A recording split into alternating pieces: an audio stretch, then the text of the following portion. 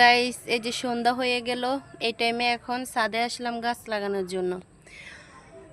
এই যে লাউ গাছের এই যে চারা আনছিলাম, লাউ চারা ছোট ছোট।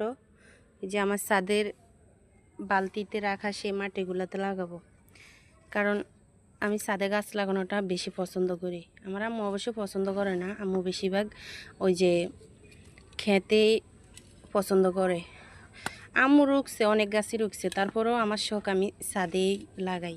আবার একটু শাক টাক বেশি পছন্দ করি, তো তাই।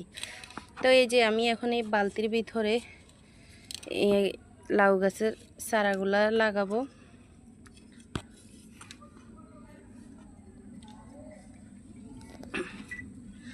কথাই আছে না, কষ্ট না করলে কিন্তু মিষ্টি খাওয়া যায় না।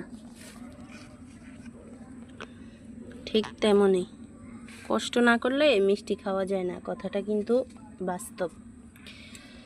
আমার মতো তোমরা কে কে ছাদে গাছ লাগানো এটা পছন্দ করো, সবাই কমেন্টে জানাইবা। যে রোদ পড়ে, মানে ছাদে একদম আসার মতোই না। এই যে এই টাটকা টাটকা গাছগুলা কালকে আব্বু নিয়ে আসছিল হাটের থেকে, রাত্রে আনছে তো, তাই আর লাগাইতে পারিনি। তাই এখন ভাবছি গাছগুলা এখন লাগাই দিব। এই বালতির ভিতরে আমার আগে বেগুন গাছ ছিল, বেগুন গাছটা আমি এখন উঠাই ফেলছি। অনেক কষ্ট হয়েছে, অনেক কষ্ট হয়েছে আমি বেগুন গাছটা উঠাইতে। এই যে এখন লাগাইতেছি।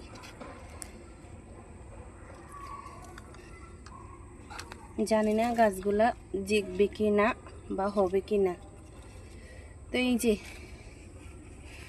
আরও আছে, এগুলা সব লাগাবো, কারণ আমি ছাদে গাছ করাটা আমার অনেক পছন্দ। তো তোমরা কে কে আমার মতো ছাদে গাছ লাগানোটা পছন্দ করো জানাইও।